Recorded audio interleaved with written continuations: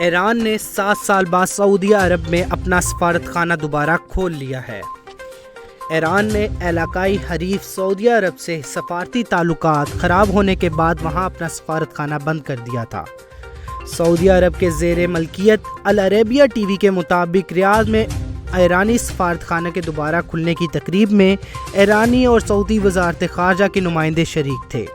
ایران کے نائب وزارت خارجہ علی رضا بغدیلی کا کہنا ہے کہ یہ اس بات کی علامت ہے کہ دونوں ممالک کے درمیان تعلقات ایک نئے دور میں داخل ہو رہے ہیں۔ واضح رہے کہ تقریباً 3 ماہ قبل چین نے دونوں خلیجی ممالک کے تعلقات بحال کرانے میں اہم کردار ادا کیا تھا، جس کے بعد سعودی عرب اور ایران نے سفارتی تعلقات کی بحالگی پر آمادگی کا اظہار کیا تھا۔ ایک بات یاد رہے، سعودی عرب نے 2016 میں ایران کے ساتھ تعلقات اس وقت منقطع کیے تھے جب تہران میں اس کے سفارت خانے پر ہجوم نے ایک ممتاز شیعہ مسلم عالم کو سزائے موت کے خلاف مظاہرے کیے تھے۔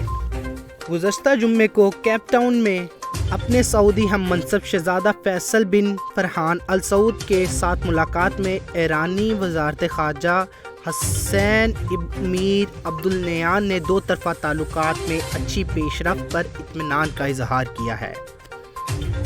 ایران کے وزارت خارجہ نے شہزادہ فرحان کے ایک بیان کا حوالہ دیتے ہوئے کہا کہ تہران میں سعودی سفارت خانہ کو دوبارہ کھولنے کے لیے بنیاد رکھی جا رہی ہے۔ وہ اس بات کی تصدیق کرتے ہیں کہ وہ جلد ایران جائیں گے۔ سعودی عرب جو خود کو سنی طاقت کے طور پر دیکھتا ہے اور ایران جو سب سے بڑا شیعہ مسلم ملک ہے، کئی دہائیوں سے علاقائی تسلسل کشمکش میں رہا ہے، لیکن حالیہ برسوں میں ان کی دشمنی پورے مشرق وسطیٰ نے دیکھی ہے۔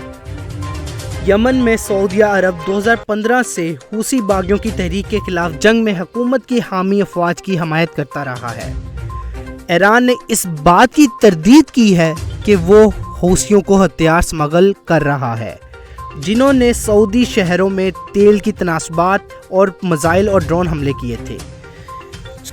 سعودی عرب نے ایران پر لبنان اور عراق پر مداخلت کا الزام بھی لگایا تھا، جہاں ایرانی حمایت یافتہ شیعہ کو وسیع فوجی اور سیاسی اثر و رسوخ حاصل ہے۔ خلیج میں کارگو آئل ٹینکرز پر حملہ ہو یا 2019 میں سعودی تیل کی بڑی تناسبات پر میزائل اور ڈرون حملے، ایران نے ان حملوں میں ملوث ہونے کی تردید کی ہے۔ ایک بڑی بات یاد رہے کہ سعودی عرب میں ایران اور سفارت خانہ کا دوبارہ کھلنا ایک ایسے موقع پر ہوا ہے جب امریکی وزارت خارجہ انٹونی بلنکن سعودی عرب کا دورہ کر رہے ہیں۔